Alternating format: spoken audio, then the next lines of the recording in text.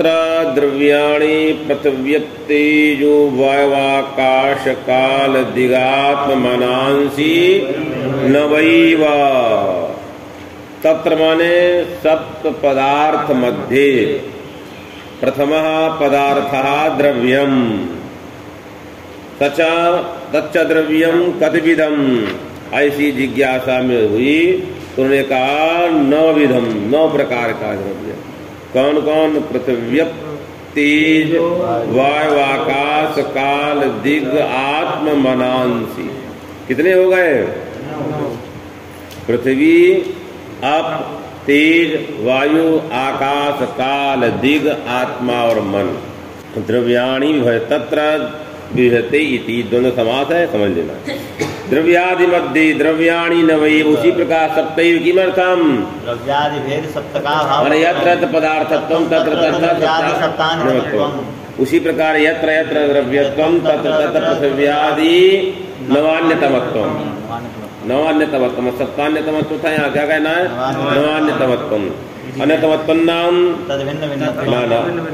द्रव्यादि भेद सप्तका भाव। उसी प्रकार यहाँ क्या कहना है?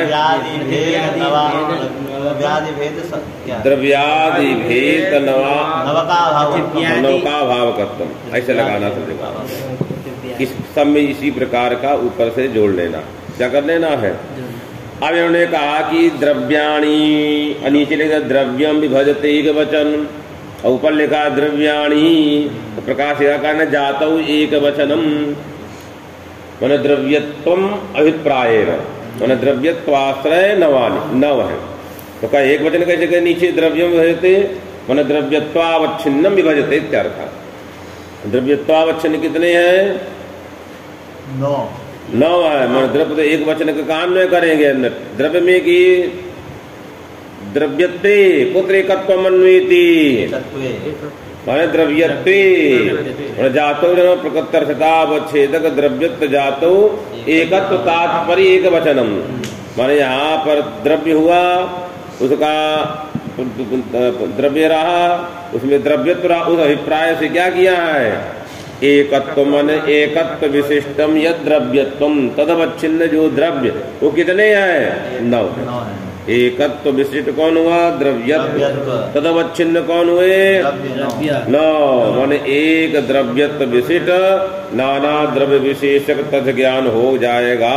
चलिए अब दीपिका ननु तमसो दशम द्रव्यस्य विद्यमानत्वात् कथम नवैव,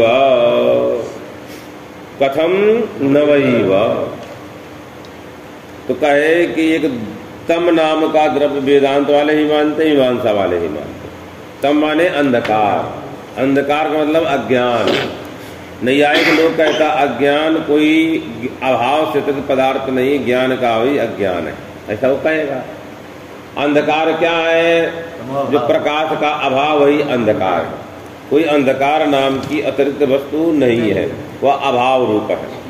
इनका कहना है कि तम जो है, 9 द्रव्य से अतिरिक्त मीमांसक लोग क्या मान रहे हैं? तम नाम का एक द्रव्य मानते हैं। जब वो द्रव्य है तो नवैव कथम, अभी तो क्या कहना चाहिए? 9 से अतिरिक्त भी है। कोई तमसो दशम द्रव्य से विद्यमानत्वात् कथम नवैव द्रव्याणि। तो किसी ने, पूर्व पक्षी ने कहा, सिद्धांति ने पूछा दशम द्रव्य विद्यमान है, इसमें क्या प्रमाण है? तो हम बताने जा रहे हैं। यदि 9 में अंतर्भाव ना हो तो हम मान लेंगे। तो किसी ने कहा कि कैसी तम का द्रव्य का सामान्य लक्षण है? गुणाश्रयत्वम क्रियाश्रयत्वम द्रव्य से लक्षण।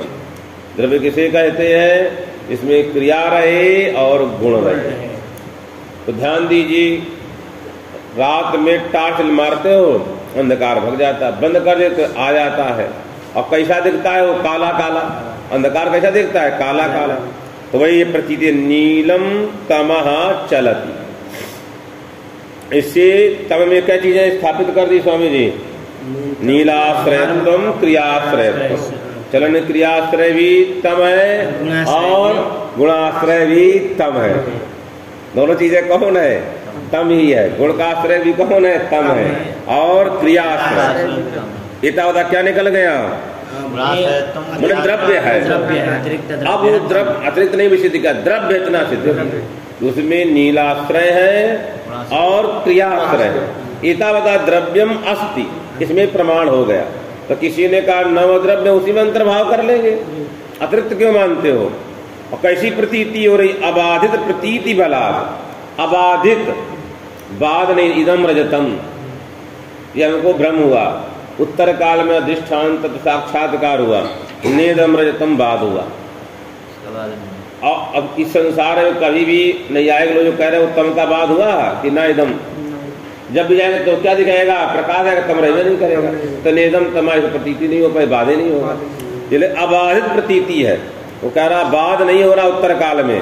अबाधित प्रतीति बलात् नील रूपाधारतया, नील रूपाधार में नीलाश्रयतया, क्रियाधारतया, नील निष्ठ आधेयता अधिकरणतावत्वम, क्रियानिष्ठ आधेयता अधिकरणतावत्वम कुतवदते तमसी, अतः तमः द्रव्यम, तमसो द्रव्यत्वम तावत सिद्धम। पहले वाला तम का द्रव्यत्व सिद्ध हो गया। हाँ, अब किसी ने कहा हम नंबर 1 से शुरू करते हैं, आकाश में पहले ले चलो। परापर विभागवत का क्या तात्पर्य? हाँ, अभी आया कहाँ? आगे तथा ये तमा खलु चलम नीलम परापर विभागवत प्रसिद्ध द्रव्य वैधर्म्या नव्यो भेतुमरति नीलम तमश्चरति इत्याबाधित प्रतीति बलात्। बता रहे पहले समझ, इसी में आएगा आएगा। ऊपर आगे छूट गया, ऊपर हमारे में नहीं दिया, इसमें रहता है कुछ छूट गया है का? प्रतीति बलात् तमसोद्रम तमसो न आकाशादि, ननु तमसो दशम द्रव्यस्य विद्यमानत्वात् तथा ही तमा खलु चलम नीलम परापर विभागवत प्रसिद्ध द्रव्य वैधर्म्या नव्यो भेतुमर्हति। ये श्लोक है। नीलम तमश्चरति इत्याबाधित प्रतीति बलात् नील रूपाधारतया, ये नहीं श्लोक है, ये पुस्तक छूट गया, इस पुस्तक छूट, कोई बात नहीं, कोई निकाल ले। तो ये वाली दीपिका नहीं है, इसमें दीपिका वाला नहीं है, पर इस श्लोक इसमें दिया कि नहीं दिया कोई बात नहीं, ऐसा कैसे हो गया? या तो अलग से जोड़ा होगा, उसमें दीपिका में दिया है श्लोक, श्लोक अलग नहीं किया, वो उसमें प्रकृति जैसे बना दिया वो तो ठीक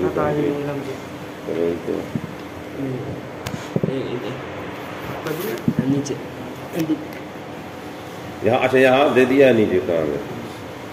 ये तो मीमांसा की कारिका है। कहाँ की है? मीमांसा कारिका।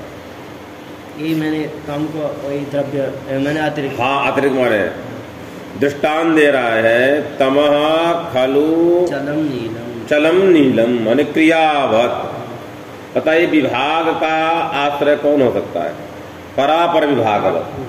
पर का विभाग दृष्टांत है, पर और अपर विभाग। जब पहले क्रिया तो विभागात पूर्व संयोग ना था, उत्तर देश में चलता है ना, तो इधर पर अपर के विभाग की तरह इसमें पुरानी टीका में भी नहीं। हाँ वही तो, ये उसका है, क्या नाम है? मीमांसा कारिका। कहाँ कारिका है? मीमांसा की कारिका है। कहाँ की है?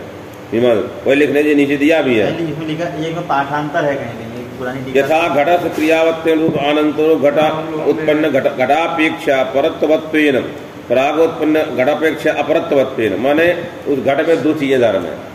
किसी के अपेक्षा बाद में आया है और किसी के अपेक्षा पूर्व में आया, तो ये दोनों धर्म कौन धर्म? परापर विभागवत है। उसमें कौन धर्म है? परत्व अपरत्व। देशकृत काल के दो होते ना परापरत्व, तो किन कितने विभाग है काल में? घट में देशकृत, आगे काल कृत। पहला 10 वर्ष का एक घट है, 2 वर्ष का घट है।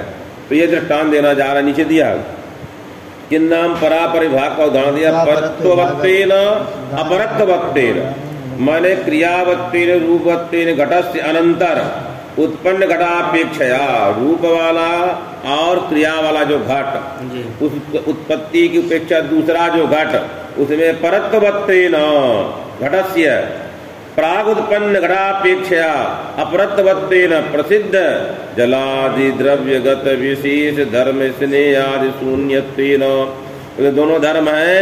अतः वो जल आदि में कौन धर्म है? स्नेह वो सबसे शून्य है, इसलिए यह जो हमारा घट है दूसरे से अतिरिक्त है। उसी तरह परापर विभागवत प्रसिद्ध द्रव्य वैधर्म्यात्, प्रसिद्ध कितने द्रव्य हैं? उनमें कौन कौन धर्म? अपना अपना साधारण धर्म। गंध स्पर्श अपना गंध एक जगह साधारण है, शीत स्पर्श एक जगह है, उष्ण स्पर्श एक जगह है, रूप रहितत्व स्पर्शवत्व एक जगह है। आगे वाले तो कोई कट बातें नहीं है। तो इनमें बताइए ये जितने प्रसिद्ध 9 द्रव्यों का जो धर्म है उससे भिन्न होने के कारण नवभ्य भेत्तुम अर्हति, भेत्तुम माने अतिरिक्तम भवतुम अर्हति, 9 द्रव्यों से भिन्न द्रव्य हो सकता। भेत्तुम माने भिन्न द्रव्यम भवतुम अर्हति, 9 द्रव्य से अतिरिक्त द्रव्य हो सकता है। कैसे हो सकता है? तो उसी से प्रमाण देने जा रहा है कि वैधर्म क्या चीज है, क्यों 9 द्रव्यों में उसका अंतर्भाव नहीं है। क्या वैधर्म है? तो नीलस्तमस चलती, नीलम तमः चलती अबाध प्रतीत बलात्, नील रूप आधारतया द्रव्य तो सिद्ध है। अब पहला नंबर में कितने हैं? आकाश, काल, दिग, आत्मा, मन। 5 में तो जाएगा नहीं। इन 5 में रूप नहीं रहता, एक एक तीर से चला गया। रूप वाला होने से 5 रूप वाले हैं? 5 रूप वाले नहीं है। आकाश, काल, दिग, आत्मा, मन 5 रूप वाले नहीं है, इसलिए 5 में तो अंतर्भाव नहीं होगा। अतएव न वायु। अब वायु में भी नहीं होगा, क्यों? वायु में रूप वाला नहीं है। तो कितने चले गए? 6 बचे। कितने? 3 पृथ्वी, जल, तेज। अतएव न वायु गंध वाला है, बोले कहने जा रहा है। अतएव न वायु, अतएव न रूपत्वादेव न वायु अंतर्भाव। अतएव न वायु स्पर्शाभावात् सदा गतिमत्वाभावाच्च। पहले ये भी एक जब रूपाभाव का काम चल जाता है, इसकी कोई आवश्यकता नहीं थी, फिर थोड़ा अलग बताने के लिए कहते इसकी कोई आवश्यकता नहीं। वायु में कौन धर्म है शास्त्री जी? स्पर्श। तो किसी ने कहा माने इसमें तम में स्पर्शाभाव, तम में स्पर्श है कि नहीं है? इसलिए दोनों में अंतर हो गया। मैंने वायु में अंतर्भाव क्यों नहीं हो पा रहा इसका? तमः वायु न अंतर्भाव स्पर्शा भावात्। यदि स्पर्श वाला होता तो वायु में अंतर्भाव हो जाता। तो आने का दीजिए, वायु सर्वत्र घूमता है कि नहीं घूमता है? गतिमान है सदा। वायु मतलब क्रियावान ही सदा है, अभी हमेशा गतिमान है अंधकार। इसलिए वायु दूसरे हेतु से वायु न अंतर्भावा तमसा कुता वायु सदा गतिमत्वा। इसमें क्या सदा गतिमत्व का अभाव है? किसमें अभाव है? इसलिए नहीं हो पाएगा। तो क्या हम तेज में कर देंगे? क्यों? भास्वर रूपा भावात्। भास्वर रूप है क्या? हमें भास्वर रूप नहीं है। उसमें स्पर्श है क्या? वही कहने जा रहा है। तेज के 2 धर्म है, भास्वर रूपत्वम, उष्ण स्पर्शवत्वम। वो दोनों किसमें नहीं है? तम में नहीं है। इसलिए भास्वर रूपा भावात् तमः न तेजसी अंतर्भवति एवं च तमः न तेजसी अंतर्भवति कुतः उष्ण स्पर्शा भावात्। उष्ण स्पर्श के अभाव होने के कारण तम का किसमें अंतर्भाव नहीं होगा? तेज में। तेज में। तो क्या जल में कर देते हैं? चलिए जल में कर दिया जाए। तो जले न, क्योंकि शीत स्पर्श होता है क्या अंधकार का? नहीं। तो जले न अंतर्भावा कुतः तमसा शीत स्पर्शा भावात्। और नील रूपाश्रयत्वाच्च 2 हेतु। नील रूप किसमें है? तम में। किसमें नहीं है नील रूप? जल में। जल में। अतः नील रूपाभावा जले न अंतर्भावा, इधर अन्वय करना। तो कहा बचा खुचा पृथ्वी में कर लिया जाए। कहे राम रमा तो हो ही नहीं सकता। गंधवत्वा भावात्। और यह स्पर्श वाला कौन है? वायु। गंध वायु 3 स्पर्श वाले 4। और उसमें क्या चीज है? इसमें स्पर्श भी नहीं है, गंध भी नहीं है। इनको सीधे कहते स्पर्श रहितत्वात्, चारों बाकी में भी नहीं होगा अंतर्भाव। इसलिए दोनों युक्ति किया ना। पहले कह दिया कुता रूपा भावत न पंचसु, स्पर्श रहितत्वात् न चतुर्सु। एक ही युक्ति सब हो जाएगा। 4 स्पर्श वाले कौन कौन? पृथ्वी जल तेज वायु। कहना चाहिए स्पर्श भावात् न चतुर्सु अंतर्भावा। इसलिए पुस्तक पढ़ाने की कोई आवश्यकता नहीं थी। आगे वही किया है न्यायबोधि में। स्पर्श से 4 को लिया। अच्छा न्यायबोधि में किया है? तो ठीक है, किया देख लीजिए भाई, देखते जाइए। न्यायबोधि रखे है ना, देखते रहे। इसमें कोई इसमें भी होगी चलिए, मतलब रखिए रही, जहाँ ना संदेह हो जहाँ उसको भी देखते रहिए, जहाँ संदेह हो पूछ लीजिए। भैया कोई प्रश्न उठा सकता है गुरुजी कि रात जब होता है तो थोड़ा शीतल शीतल होता है। हाँ, वो तो हमको नहीं हुआ, सीधे सीधे रात होता है हमको नहीं, थोड़ा दिन भर धूप से एकदम जला हुआ आदमी, रात में एकदम शीतल प्रदान रात का ठंडा रात के अंदर भी तो जाके तो नहीं, अभी क्या ना गुरुजी जो शीतल अंधकार, वो रात वाला अंधकार है, जितना अंधकार है, जाओ कोठरी के अंदर, काल कोठरी में, तो वो शीतल लग रहा है। कहते ना प्रतिबंधक बैठा वहाँ, जो आवरण था प्रतिबंधक था, कोई बात नहीं।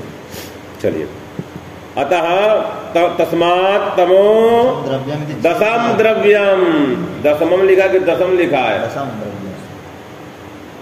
दशम द्रव्यम, तो उसी की तरह होगा, स्वमूर्ण पुंसकाल लोग हो गए ना, तो दशम द्रव्यम नहीं, दशमम द्रव्यम की समास करके लिखा, हाँ एक साथ लिखा तो ठीक है। दशम द्रव्यम इति चेन्ना, कह राम राम, हम द्रव्य में इसको अंतर्भाव करते, इनका अभाव में करते स्वतंत्र पदार्थ, तेजो अभाव रूपत्वात्, तम का किसमें अंतर्भाव करते हैं? भाव में। द्रव्य में मत अंतर्भाव, हम तो सातवां पदार्थ हमारा उसमें अंतर्भाव कर रहे हैं। कोई कहने जा रहा है तमसा तेजो अभाव रूपत्व, तम का किसमें अंतर्भाव है? अभाव पदार्थ में। अभाव पदार्थ में किसका अभाव है? तम, उसका तम तेज का अभाव, बस तेज का अभाव। अभाव एक पदार्थ हम मान ही रहे हैं, पता तो क्यों माने द्रव्य, इसको स्वतंत्र पदार्थ मानेंगे क्यों? तथा ही तमो नहीं रूपी द्रव्यम, क्योंकि एक नियम है, रूपी द्रव्य का प्रत्यक्ष किससे होता है? आलोक सहकृत चक्षुरिंद्रिय से गृहीत होता महत् परिमाण भी हो, उद्भूत रूप महत् परिमाण आलोक संयोग चक्षु का संबंध, तब किसका प्रत्यक्ष होगा? रूपी द्रव्य का। और रूप रहित द्रव्य कौन है जिसका प्रत्यक्ष होता है? आत्मा का रूप प्रत्यक्ष होता है न्याय में, आत्मना संयोग आत्मा का प्रत्यक्ष है, रूपी द्रव्य है, रूपी द्रव्य नहीं है, इसीलिए कहा रूपी द्रव्य लगाना, द्रव्य मात्र के प्रति नहीं कहा, रूपी द्रव्य के प्रति। महत् परिणाम तो है उसका, महत् परिमाण है, आलोक संयोग भी नहीं हुआ, न्याय में महत् परिणाम है, हाँ, और आत्मा विभू नहीं है, उद्भूत रूप भी नहीं है, हाँ रूपे नहीं है, उद्भूत रूप कौन का है? इसलिए कहा रूपी द्रव्य के प्रति कहा, द्रव्य के प्रति नहीं कहा, वो भी द्रव्य है, इसलिए कहा रूपी द्रव्य के प्रति क्या कारण है? आलोक नहीं, उसने कहा कि जितना रूपी द्रव्य है, ये तो उलट के बताने जा रहा है कि ऐसा कहेंगे तो हम लोग उद्भूत रूप आलोक संयोग चक्षु का हाँ महत् परिमाण, तो इसलिए कहा तमो ही न रूपी द्रव्यम, इसे रूपी द्रव्य नहीं हो सकता है, क्योंकि ये आलोक सहकृत से इसका प्रत्यक्ष नहीं होता है। अभी तो आलोक का भाव सकृत चक्षु से ग्राह्य, उल्टा है, और जो भी रूपी द्रव्य होता है वो आलोक सहकृत चक्षु से ग्राह्य होता है, और ये क्या? आलोक असहकृत चक्षु से ग्राह्य, इसलिए रूपी द्रव्य तो नहीं है। चक्षुर्ग्राह्य चक्षुजन्य प्रत्यक्ष विषयत्वम, चक्षुर्ग्राह्यत्व नाम चक्षुरिंद्रियनिष्ठ ज्ञानजन्य विषयत्वम, चक्षुर्विन्द्रियाजन्य प्रत्यक्ष विषयत्व। अब चक्षुर मात्र नहीं लिखा है, चक्षुर्ग्राह्यत्व लिखा, मात्र मत जाओ, चक्षुर्ग्राह्यत्व हम लोग लिखे, मात्र नहीं लिखा है। आलोक माने वही प्रकाश, आलोका सहकृत चक्षुर्ग्राह्यत्वात् तमो न रूपी द्रव्यम, तमः रूपी द्रव्यत्वा भाववत् आलोका सहकृत चक्षुर्ग्राह्यत्वात् आलोका भाववत्, आलोका भाववत् वही चीज है, आलोक असहकृत चक्षुर्ग्राह्यत्व है, अब अभाव रूपी द्रव्य है क्या? रूपी द्रव्य नहीं है, अभाव तो कोई द्रव्य नहीं है, तो आलोक अवत पहला दे दिया। रूपी द्रव्य चाक्षुष प्रमायाम आलोकस्य कारणत्वा, जितनी रूपी द्रव्य की चाक्षुष प्रमा होगी, दो प्रकार की प्रमा होती है, इनको छू दिए, यही प्रमा है। तो कौन सी प्रमा उत्पन्न हुई? त्वाच प्रमा है, त्वाच प्रमा। बिना प्रकाश के भी व्यक्ति मोटा है कि पतला है, गोला है कि समझ पता नहीं चल सकता है, छुएगा बता देगा। तो इसका मतलब है यहाँ पर एक ये भी रूपी द्रव्य ही है वो, और ये चाक्षुष प्रमा नहीं है। धीरे वहां मुक्तौलिया को रूपी द्रव्य का ये त्वक से भी प्रत्यक्ष होता है, जो रूपी द्रव्य ने उसका त्वक से भी प्रत्यक्ष, इसलिए वायु का त्वक से भी प्रत्यक्ष नहीं होता, इसलिए अनमेय मानना पड़ता है वायु को। जो भी रूपी द्रव्य है त्वाच। उस त्वाक से ही उसी का प्रत्यक्ष होता है, पर उसमें क्या चीज नहीं चाहिए, आलोक संयोग नहीं चाहिए। इसलिए कहा रूपी द्रव्य चाक्षुष प्रमाया शब्द का प्रयोग किया। त्वाच प्रमा में कारण नहीं है, इसलिए रूपी द्रव्य माने रूपवत द्रव्यम, उसका यदि प्रत्यक्ष करना है चाक्षुष प्रमा माने चक्षुरेंद्रिय जन्य जो ज्ञान यथार्थक ज्ञान है, उसमें किसकी कारणता है, सहकारी कारणता है, आलोक है। और तम का प्रत्यक्ष करने में आलोक सहकृत है क्या असहकृत है, आलोक असहकृत, आलोक कारण नहीं है, एतावता यह रूपी द्रव्य नहीं होता। तस्मात् तमः क्या चीज है, तो कहो प्रौढ़ प्रकाश तेज सामान्य भावः। प्रौढ़ प्रकाश जो है, घन प्रकाश जो है, इसीलिए कहते हैं प्रकाश, ठीक प्रकाशक लिखा है ना, प्रकाश नहीं प्रकाशक लिखा। हाँ, प्रकाश अलग चीज है, प्रकाशक जो तेज है, प्रकाश तो उसमें रहने वाली वस्तु है। वह तो प्रौढ़ प्रकाशक जो तेज माने अत्यंत भयंकर जो प्रकाश वाला तेज है, उसका जो सामान्य रहे ना, उसका भाव ही क्या है, तम है। तत्र नीलम तमः चलति प्रत्ययो भ्रमः। भ्रम कब होता आप बताइए सब लोग, जब उत्तर काल में प्रत्यक्ष तब भ्रम हो। आज तक किसी को आगे प्रत्यक्ष नहीं हुआ, तो ये भ्रम कहना उचित भी है अनुचित भी है। चलिए न्याय के अनुसार उचित हम लोग चलते हैं। तत्र नीलम तमस चलती थी, प्रत्यय जो हो रहा है हमको कि नील तम चलता है, वो टार्च के चलने पर चलता दिखता है, ऐसे नहीं चलता। लाइट जलाएंगे अंधकार भग गया, लाइट बंद कर दी वही अंधकार आ गया, लगता क्या है पूरा काला काला छा गया। इति अतः नव द्रव्याणि, कितने द्रव्य हैं, इति सिद्धम, नव द्रव्य हैं, ये इन्होंने सिद्ध कर दिया। अब चलिए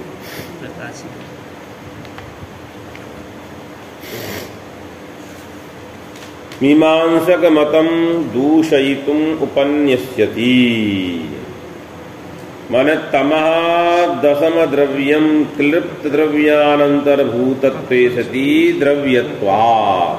क्या अनुमान का आकार बनाएंगे, तमः दशम द्रव्यम क्लिप्त द्रव्यानंतर्भूतत्वे सति द्रव्यत्वात्, वही चीज है।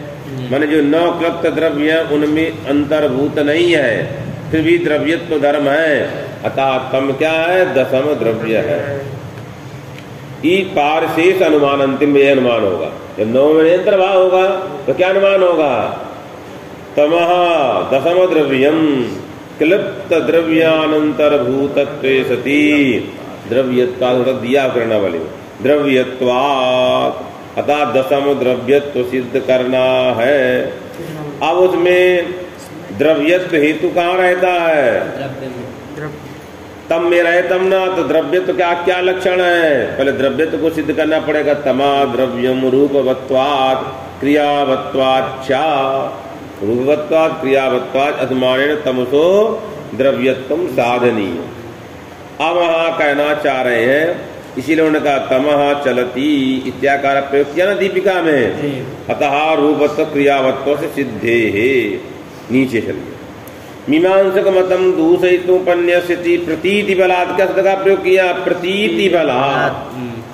प्रतीति तमसो द्रव्यम सिद्धम इत्यत्र अन्वया, प्रतीति बलात् का प्रतीति है, तमः चलति, नीलम तमः चलति तमः इत्याकारिका या अबाधिता या प्रत्यक्ष रूपा प्रतीति, तया प्रतीत्या तमसा रूपवत्तम क्रियाश्रयत्वम सिद्धम। ये लेकर प्रतीति बलाद किम सिद्धम, रूपाधारत्वम क्रियाधारत्वम सिद्धम। अन्य क्या करना, प्रतीति बलाद का रूपाधारत्वम क्रियाधारत्वम सिद्धम। कैसे सिद्ध है, बाधित प्रतीति नहीं है, अबाधित प्रतीति है। बाध हो जाए तो भ्रम हो जाएगा, तो द्रव्य नहीं कह पाएगा।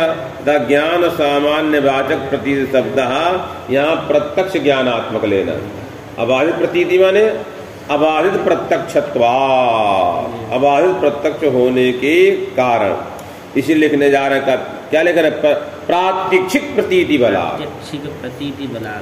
मूल में क्या लिखा, प्रतीति, प्रतीति नाम ज्ञानम, तो ज्ञान अनुमान अन्वयात्मक कौन सा ज्ञान? कहे नहीं, प्रत्यक्ष ज्ञान।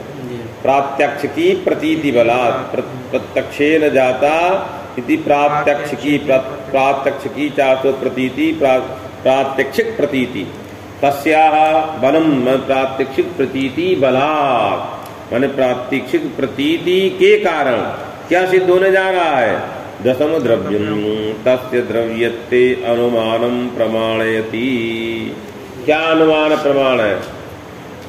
नील रूपाधारतय क्रियाधारतय। जाओ पानी मारा जा करके, जाओ। नहीं जाके देखो, सो रहा है। अब ये हंस रहे बद्री जी, मुंह धुलाओ जा करके, हम बोल रहे हैं। अरे गजब को देखिए, तुम तो नहीं सो रहे हो, जगा दिया करो। बहुत हंस रहा है। प्रतीति बलात् प्रात्यक्षिक प्रतीति बलात् हमने प्रात्यक्षिक अनुमानम प्रमाणयति नील रूपाधारतेति। माने हम क्या कहेंगे? तमः दशमं द्रव्यम कुतः नील रूपवत्वात् क्रियावत्व क्रियाश्रयत्वात्, वही कहिए क्रियाधारत्वात्। केन रूपेण? तो कहे कि रूपवान क्रियावान संबंध कोई भी हो सकता है। समवाय समवायेन नील रूपवत्तया इत्यर्थः। हाँ, कि समवाय संबंध नहीं लगाएंगे तो रूप भी रूपवान हो जाता, विषयिता संबंध। रूप विषय ज्ञान विषयिता संबंध, ज्ञान में बैठ गया, ज्ञान भी रूप वाला हो गया, तो क्या वो गुण द्रव्य हो जाएगा? नहीं होगा ना। क्यों नहीं? कि विषयिता संबंध से बैठ रहा है। इसीलिए वह समवायेन नील रूपवत्तया, माने समवाय संबंधावच्छिन्न नीलत्वावच्छिन्न नील निष्ठयाधेयता तदाधेयता नित्याधिकरणता तदाधिकरणतावत् यद द्रव्यम तदेव तमः। जो द्रव्य होगा वही क्या कह रहा है? तम, माने समवाय संबंधावच्छिन्न नील निष्ठा आधेयता आधारतावत्वम कस्य लक्षणम? तमः लक्षणम, द्रव्य का लक्षण। उसी प्रकार समवाय संबंधावच्छिन्न क्रिया निश्चयाधेयता निरूपित अधिकरणतावत्वम समवाय निरूपितेन कालिक संबंधेन तस्या अति प्रसक्तत्वेपि। कालिक संबंध से जन्या मात्र में रहता है कालिक संबंध। सब पदार्थ जन्य पदार्थ जन्यों में कालिक संबंध है। इस पुस्तक में नील रूप घट रूप सब बैठा है, किस संबंध से? और कालिक संबंध भी आधारता नियामक संबंध है। दा कालिक संबंधेन तस्य, तस्य माने नील रूपस्य अति प्रसक्तत्वेपि अतिरिक्त वृत्तित्वेपि, माने उसमें मन द्रव्य से अतिरिक्त कौन हुए? घटपट रूप आदि, रूप में भी रूप रह गया, परंतु वो द्रव्य नहीं कहलाता है। मां रूपत्वम अस्ति, परंतु यहाँ हेतुतावच्छेदक संबंधा का संबंधा? समवाय संबंधा, न तो इन केन संबंधेन। ठीक, अतः कालिक संबंधावच्छिन्नादेयता निरूपित अधिकरणताया अतिप्रसक्तत्वेपि समवाय संबंधावच्छिन्नादेयता अधिकरणताया अप्रसक्तेः न क्षति न विचारः, मन हेतु साध्याभाव वृत्ति नहीं है। एवं अग्रे विबुद्ध, अग्रे मतलब कहाँ? एवं अग्र तमसो नाकाशादि पंचकेषु अंतर्भावा रूपवत्वात्। जहाँ भी कहा समवाय संबंधे ना, जहाँ जहाँ आएगा रूप क्रियावत्त इसमें अंतर्भाव में सब जगह समवाय संबंध है। नहीं तो आकाश में तो कालिक संबंध रहे सकता रूप आदि, वही कहना चाह रहा है। चलिए, तत्र द्रव्यत्वे सिद्धे सति अतिरिक्तत्वं व्यवस्थापयितुं। पहले द्रव्य किसे सिद्ध हुआ? गुणाश्रय क्रियाश्रय। अब वह द्रव्य नौ में अंतर्भाव है कि नहीं है? तो कहे कि नौ में आकाश पंच में नहीं हो सकता रूपवत्वात्, और चार में नहीं हो सकता स्पर्शवत्वात्। चलिए और हम लोग आधा लंबा क्या करना। वही तमसा रूपवत्वादेव न वायु, वायु भी अंतर्भाव नहीं होगा। अतएव रूपवत्वादेव न वायु अंतर्भावाति अनुसज्जते संबध्यते। माने किसी संबंध भेदाभिप्राय, कौन संबंध? इन्होंने कह दिया संबंध भेदाभिप्राय रूपवत्व हेतु तमसा वायु अंतर सिद्धे पुनः स्पर्शाभाव किमर्थम? तो कह रूपवत्तम समवाय संबंधे हेतु होता है। समवाय संबंधित और स्पर्शाभाव के संबंध से है स्वरूप संबंध। इन संबंधों के भेद कहने के लिए लिखा गया। इसलिए क्या लिखने जा रहे हैं यहाँ पर? संबंध भेदाभिप्रायण स्पर्शाभाव। हाँ, अर्थात जो रूप तो समवाय संबंध से रहेगा और स्पर्शाभाव के संबंध से रहेगा। स्वरूप संबंध से। एतावता समवाय संबंध से भी उसका रूप का आश्रय 5 नहीं हो रहे हैं, और स्पर्श का अभाव किसमें बैठा है? आकाश काल दिगात्मा तम में, आकाश काल में तम में बैठा है। किस संबंध से बैठा है? स्वरूप संबंध से। इस भाव को बताने के लिए कहना है मन संबंध विदा प्रभु का रूपवत्तम समवाय संबंध हेतु, स्पर्शाभावत्तम स्वरूप संबंध हेतु। हम क्या कहेंगे? तमः न वायु कुतः स्पर्शाभावात्, स्पर्श का भाव है किस संबंध से? इसलिए कहना है। दूसरा चलिए अंतर्भाव। अब का इदम प्राग भावाधिकरणे अत्यंता भावाना क्रियते। अब बताइए। इदम ध्वंस प्राग भावाधिकरणे अत्यंता भावो नांगी क्रियते इति प्राचीन मताभिप्रायेण। स्पर्श का भाव कहाँ कहाँ है? स्पर्श का पृथ्वी जल तेज वायु को छोड़कर अन्यत्र है, सब जगह। आकाश काल दिगात्मा कहाँ नहीं है? आकाश काल तेज वायु में नहीं है। जितना जन्म है एक क्षण से निर्गुण रहेगा, स्पर्श रहेगा नहीं। तो 9 द्रव्य में स्पर्श का भाव मिल गया। अच्छा जन्म एक क्षण मिल गया ना। इसलिए क्या कहना चाह रहा है? इसलिए क्या कहना चाह रहा है? जिसकी मत में ध्वंस एक मत है कि ध्वंस जहाँ रहता है, प्राग भाव जहाँ रहता है, वहाँ अत्यंता भाव नहीं रहता। अत्यंता भाव के अधिकरण में माने ध्वंस प्राग भाव के अधिकरण में अत्यंता भाव नहीं रहता। जैसे यहाँ पर क्या उत्पन्न होना? घटो भविष्यति इति प्रतीत सिद्धा प्राग भाव, अर्थात इदानीं घटो नास्ति, अत्यंता भाव नहीं रहेगा। हाँ वो तो इसीलिए घटो नाश प्रतीति वहाँ नहीं हो रही है, यहाँ हो रही घटो भविष्यत प्रतीति हो रही है। और जब घटा ध्वंस हो जाएगा तो ध्वस्तो घटा कपाल में देख के प्रतीति होती है, घटो नाश प्रतीति नहीं होती। जहाँ जहाँ प्रागभाव रहता है, जहाँ पर ध्वंसाभाव रहता है, वहाँ अत्यंता भाव नहीं रहता। एक मत है प्राचीनों का। प्रतियोगी के अधिकरण में रहता है। घट है ना, घट का अधिकरण कपाल, उसी में रहेगा। ध्वंस भी कहाँ रहेगा? प्रतियोगी के अधिकरण में रहेगा। और अत्यंता भाव कहाँ रहता है? प्रतियोगी के अधिकरण में रहता है। प्रतियोगी के अधिकरण जहाँ पर नहीं रहता, प्रतियोगी के अधिकरण से अतिरिक्त में रहता है। प्रतियोगी में रहता, प्रतियोगी के अधिकरण में रहता है अन्योन्य भाव। वही भेद बैठा है, प्रतियोगी भेद नहीं बैठा है। पर प्रतियोगी के अधिकरण में अत्यंता भाव नहीं रहता। प्रतियोगी के अधिकरण में घटा माने प्राग भाव कहाँ? कपाल में। किसका प्राग? घट का प्राग। प्रतियोगी कौन है? कपाल, उसी में घटा भाव रह रहा है प्रतियोगी के अधिकरण में। ध्वंस कहाँ होता है? कपाल में ही। घट के अवयव में ध्वंस होता है, नियम है। तो वह भी ध्वंस कहाँ रह रहा है? प्रतियोगी अधिकरण में। भेद भी कहाँ रह रहा है? प्रति घट के घट भिन्न कपाल है, परंतु अत्यंता भाव नहीं रहेगा, अपने में रहेगा। प्रतियोगी में अत्यंता भाव रहेगा। प्रतियोगी अधिकरण सा विरोधा, प्रतियोगी में तो रहेगा। चलिए क्या कहना? ध्वंस प्राग भावाधिकरण अत्यंत भाव नांगी क्रियते इति प्राचीन मताभिप्रायेण। अन्यथा समवायावच्छिन्न स्पर्श सामान्याभावस्य दैसिक विशेषणतया उत्पत्ति कालावच्छेदेन वायवसत्वात् व्यभिचारित्वापत्तेः।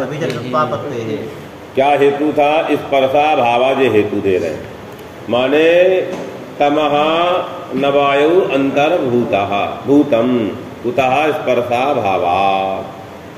तो कहे भैया स्पर्शा भाव से कौन सा भाव लेना तुमको? प्राग भाव लेना है, प्रध्वंसा भाव लेना कि अत्यंता भाव? तो लेना अत्यंता भाव ही है। स्पर्शा नास्ति। अब इन्होंने कहा है कि यह जो अभाव है स्पर्शा भाव, वह ध्वंस की अधिकरण में रहता है कि नहीं रहता है? प्राग भाव के अधिकरण में रहता है कि नहीं रहता है? नहीं रहता। यदि ऐसा न माना जाए, अन्यथा दे रहा समवाय संबंधावच्छिन्न स्पर्श सामान्याभावस्य दैसिक मन उत्पत्ति कालावच्छेदेन तस्मिन्नेव वायु, उसी वायु में, उसी उत्पत्ति कालावच्छेदेन कुत्र तस्मिन्नेव एतद्देशावच्छेदेन उत्पत्ति कालावच्छिन्न में नियम माने काल देशनिष्ठ अधिकरण आधेयताया कालावच्छेद कालनिष्ठ आधेयताया देशः माने अस्मिन् देशे उत्पत्ति कालावच्छिन्न जो वायु देश है, उसी वायु देश में क्या चीज बैठा है? स्पर्श का भाव है। उत्पत्ति कालावच्छेद किसके ने? उत्पत्ति कालावच्छेद। वही कहना चाह रहा है कि अन्यथा समवाय संबंधावच्छिन्न। किस संबंधावच्छिन्न? समवाय संबंधावच्छिन्न। स्पर्श सामान्याभावस्य दैशिक विशेष रूप संबंधेन उत्पत्ति कालावच्छेदने हुआ। माने दैशिक विशेषणतया माने देश में विशेषण लगा देगा। माने उत्पत्ति काल देशावच्छेदेन, भाई देशिक विशेष उत्पत्ति कालावच्छेदेन, उत्पत्ति कालावच्छेदेन इस पर सामान्य भावा वर्तते। वायु में है वह द्रव्य तो है कि नहीं है? द्रव्य तो है, स्पर्शाभाव रह गया। स्पर्शाभाव रह गया हेतु, परंतु वह नव द्रव्य के अंतर्गत अतिरिक्त द्रव्य है, नव के अंतर्गत है। तो आपने कहा माने उन्होंने क्या कहा था? तमहा मन वायु क्या कहेंगे? मन तमह न वायु अंतर्भूतः कुतः स्पर्शाभावात्। तो स्पर्शाभाव वायु में भी है, वायु में स्पर्शाभाव, और वायु वायु के अंतर्गत है, अनंतर्भूत नहीं है, तो साध्य नहीं रहा, हेतु रह गया। तो कौन दोष आया? व्यभिचारः। वही लिखने जा रहा उत्पन्नम द्रव्यम क्षणम निर्गुणम निक्रियम च तिष्ठति। आपने ये कहा था वायु तमहा वायु भिन्नम कुतः स्पर्शाभावात्। हाँ, अब इसमें किस संबंध क्या सिद्ध करने जा रहे हैं हम लोग? समवाय संबंध है रूपाभाव। माने समवाय रूपा माने तम में क्या ला रहे हैं? वायु भेद ला रहे हैं, वायु से भिन्न है। क्यों भिन्न है? स्पर्शाभावात्। स्पर्शाभावात् तम में स्पर्श नहीं ना, तो स्वरूप संबंध से हेतु है, साध्य भी स्वरूप संबंध से। बैठाना कहाँ है? तम में बैठाना है। अब इनका कहना है कि वहाँ वायु भेद रूप जो साध्य है, उस साध्य हुआ वायु भेद। साध्याभाव किम रूप पड़ेगा? भेद वायु रूप पड़ेगा, प्रतियोगी रूप पड़ेगा। वायु भेदाभाव वायु रूप पड़ा, उसमें भी स्पर्श रहेगा कि नहीं रहेगा? उत्पत्ति का अलावच्छेद स्पर्श का भाव रहेगा, नहीं रहेगा, हेतु रह गया और साध्याभाव ही रह गया। वायु भिन्न कौन हुआ? साध्याभाव हेतु हो गया। बोले वायु भिन्न कौन था? वायु भिन्नतम। उसका भाव क्या हुआ? वायु भेदा भाव वायु पड़ गया। स्पर्शाभाव नास्ति। हाँ, वहाँ स्पर्शाभावो भी अस्ति और वायु भेदो नास्ति, वायु रेव अस्ति। मतलब साध्याभावादिगण वृत्ति हेतु हो गया। हाँ, साध्य कौन हुआ? साध्य वायु भेद, साध्याभाव वायु भेदाभाव क्यों रूप पड़ा? उसमें कौन चीज है? स्पर्शाभाव रह गया। उत्पत्ति काल में रहेगा, हेतु रह गया, वायु भेद नहीं रहा, साध्य नहीं रहा। एतावता किमागतम व्यभिचारः। जब ऐसे मान ली तब अभी तो आपत्ति दे रहा पहले ना, मन स्पष्ट निट संयोग संबंधावच्छिन्न प्रतियोगिता अभाव रूप से स्पर्शा भाव से विचारा संयोग संबंधावच्छिन्न समवाय संबंध लिखना चाहिए था। यह तो व्यधिकरण संबंध पहले दोष दे रहा है, फिर स्पर्श निट समवाय संबंधावच्छिन्न ये प्रतियोगिता वो पुटी उठा रहा है। समवाय संबंधावच्छिन्न प्रतियोगिता तथाचा वायु अस्ति कह समवाय स्पर्शत्वात्। किसी ने कहा हम क्या मानेंगे? वायु में स्पर्श का भाव किस संबंध से? वायु में समवाय न विद्यमाने भी संयोगे न वायु स्पर्शा नास्ति। विचार आया तो कहे नहीं हम हेतुतावच्छेद समवाय संबंध मानेंगे। तो सब समवाय संबंध मानेंगे तो स्पर्श ही वायु में रहेगा, स्पर्शा भाव नहीं रहेगा, न हेतु रहा न साध्य रहा, विचार नहीं हुआ। तब किसी ने कहा नहीं, उसी वायु में कालिक संबंध से क्या बैठा है? अभाव। समवाय संबंधावच्छिन्न प्रतियोगिता का जो अभाव, समवाय संबंधे ने कौन रह रहा था? स्पर्श का समवाय संबंधावच्छिन्न प्रतियोगिता स्पर्शाभाव कहाँ रहा? समवाय मान, समवाय में रहा। समवाय स्पर्श नहीं है, चार स्पर्श वाले आकाश में रहा।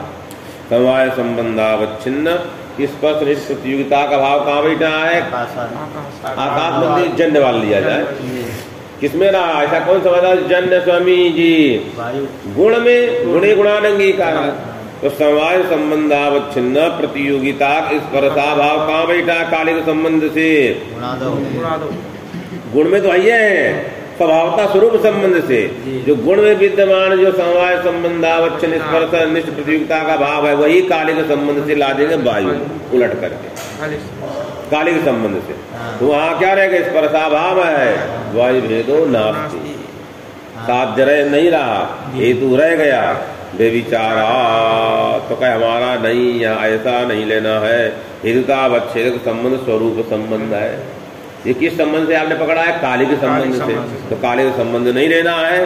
तथा सती तब उसने कहा उत्पन्नम द्रव्यम क्षणम निर्गुणम निष्क्रियम तिष्ठति।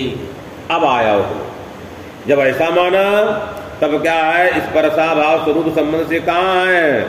वायु में ही है।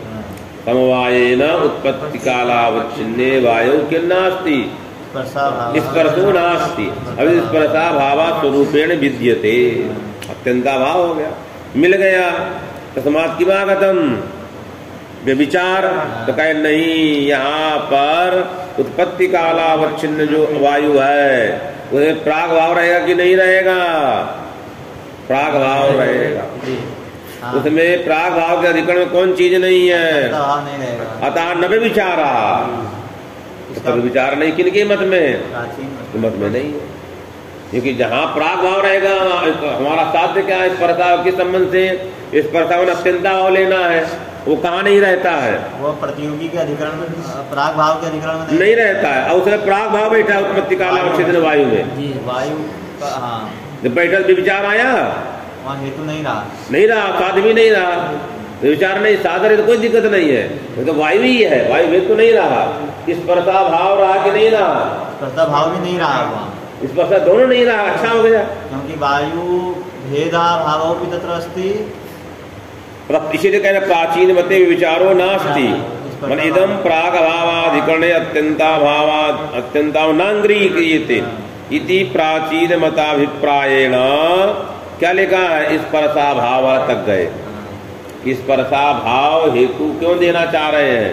कि उनके मत में क्या नहीं है? प्राग भाव का अधिकरण में भाव नहीं रहता, इसलिए व्यभिचार नहीं है। और जिनके मत में रहे उसके मत व्यभिचार, क्योंकि वहाँ पर क्या रह जाता? फिर अत्यंता भाव बैठा है, स्पर्शा भाव बैठ जाता, स्पर्शा भाव बैठ जाता। जब स्पर्शा भाव बैठ जाता वायु भेद नहीं बैठता। इनकी मत में तो वहाँ प्राग भाव अर्थात वायु का प्राग भाव वायु उत्पन्न होने वाला है। हाँ, इसलिए स्पर्शा भाव भी नहीं है, भेद भी नहीं है, और वायु भेद भी नहीं है, तभी विचार नहीं है। उनके मन में मुझे क्या वायु भेद है? और क्या उनके मन में वायु क्या? उनका वायु साध माने वायु भेद का भाव वायु माने वायु भेद वायु। तो उस वायु में प्राचीन के मत में क्या बैठा है? उत्पत्ति कालावच्छेदेन स्पर्शा भाव है, स्पर्शा भाव बैठा है। और वहाँ पर वायु भेद है, वायु भेद नहीं है।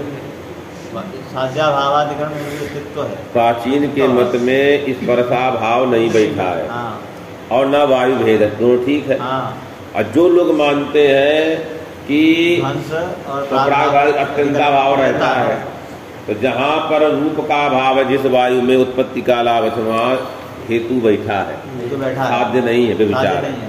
नव्य कीमत में व्यभिचार है, प्राचीन कीमत में व्यभिचार नहीं है। साध्य था वायु भेद, वायु भेद।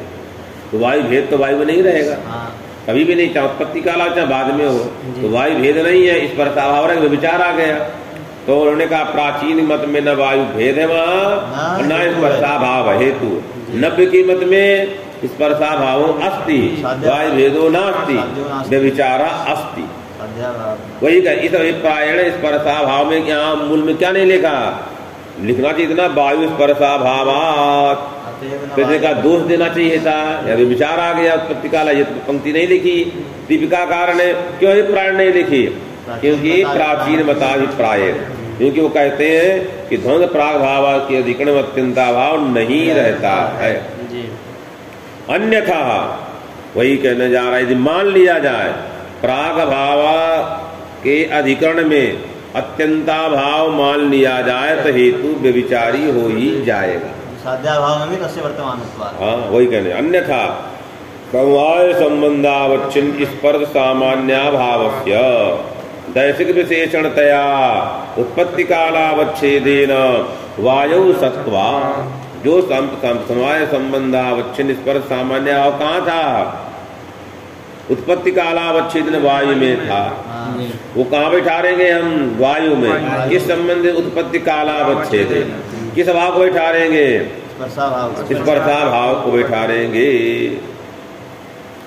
ठीक। अतः नवमते विचारा अस्ति, इसीलिए कहना अतः वस्तु तस्तु निरवच्छिन्न दैसी विशेषणतया तस्य हेतुत्वम इति बोध्यं।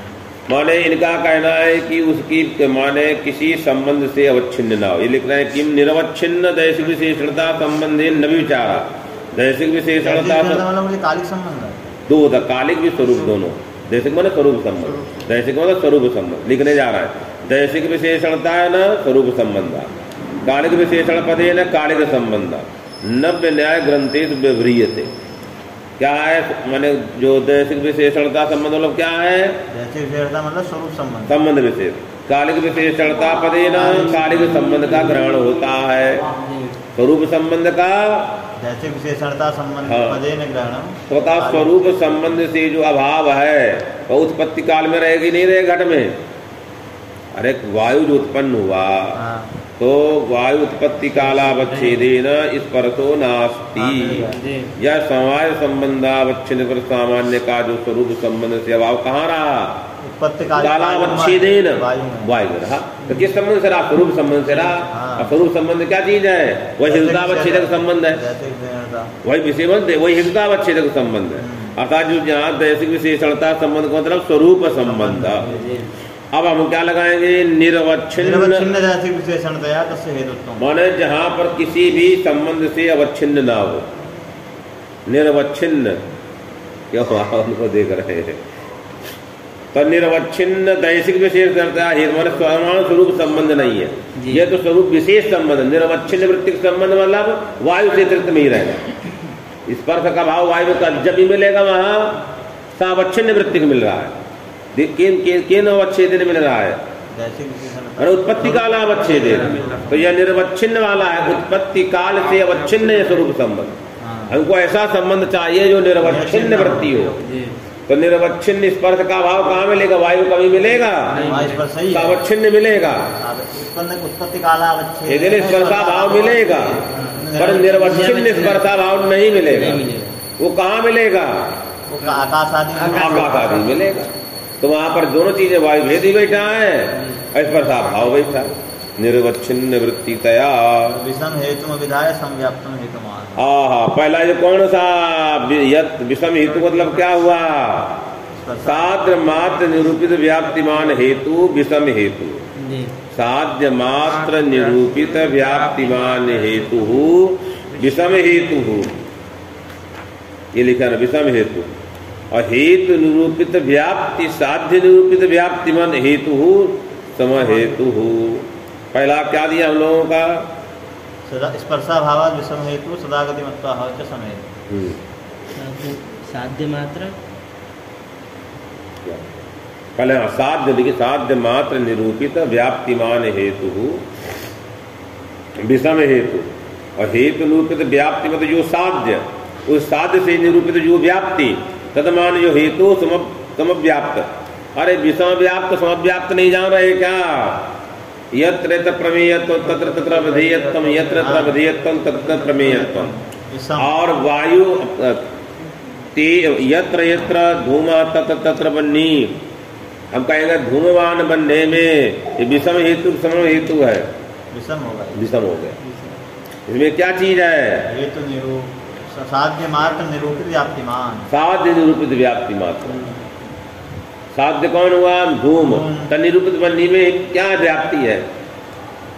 विषम व्याप्ति। समव्याप्ति कहना है तो अथवा दोनों अन्य करिए। पहला वाला क्या है हमारा? समव्याप्ति में प्रमेयत्वम अभिधेयत्व। ये कौन सा व्याप्त है? अतः यत्र यत्र रूपवत्वम तत्र तत्र वायु भेदा। ये समव्याप्ति की विषम व्याप्ति है। यत्र यत्र रूपवत्वम तत्र तत्र वायु भेदा। हो जाएगा। अरे नहीं, विषम है। रूपवत्वम चतुर्थ वर्तते। रूप भेदा तो पृथ्वी वायु भेद वायु को छोड़कर सर्वत्र है। आकाश में भी रूप भेद बैठा है। साध्य और हेतु समव्याप्ति नहीं हुआ। साध्य मात्र निरूपित व्याप्तिमान हेतु है। रूपवत्तम जो त्रिशु रूप 4 में ही रहेगा ना, 4 में रहेगा, पृथ्वी जल 3 में तीन माने यत्र यत्र रूपवत्तम तत्र तत्र वायु भेदा, वायु भेद अधिक में। हाँ रूपवत्त 3। हाँ, इसमें साध्य मात्र निरूपित व्याप्ति वाला ये हेतु है। साध्य निरूपित व्याप्ति वाला है, हेतु निरूपित साध्य निरूपित उभय व्याप्ति वाला नहीं है। अप्रमेयत्व गेयत्व क्या चीज है? हेतु निरूपित साध्य निरूपित उभय वाला, हेतु निरूपित भी व्याप्ति है और साध्य निरूपित भी व्याप्ति है। वही कर यत्र यत्र वायु भेद तत्र रूपत्वम इति व्याप्तिस्तु वायु भेदेन संभवति। वायु भेद आकाशादौ रूपत्वाभावे निर्विचार अतः रूपत्वम विषम व्याप्तो। ये कौन हुआ? विषम। और यत्र यत्र स्पर्शाभाव तत्र तत्र चले जाएगा, यत्र स्पर्शाभाव तत्र वायु भेदा व्याप्ति सत्वी, यत्र वायु भेदा तत्र स्पर्शाभाव, ये संभव नहीं है। वायु भेद घटपट में है पर स्पर्शाभाव नहीं है, ये भी कैसा नहीं है? विषम व्याप्त। समव्याप्त वाला वही दिया है, सदागति मत्वा हवा। और दूसरा वाला बताएगा। चलिए, तो ये कौन व्याप्त हुआ? ये विषम व्याप्त हो गया। विषम व्याप्त अतः समव्याप्तम किमाह यत्र यत्र वायु तत्र तत्र सदा गतिमत्वम। वायु में गतिमत धर्म रहेगा। सदा गतिमान कौन है? वायु ही है, और सभी सदा गतिमान नहीं है। ये कैसा है? समव्याप्त माने साध्य निरूपित, हेतु निरूपित, साध्य निरूपित, माने ही उल्टा सीधा दोनों तरफ कर दीजिए।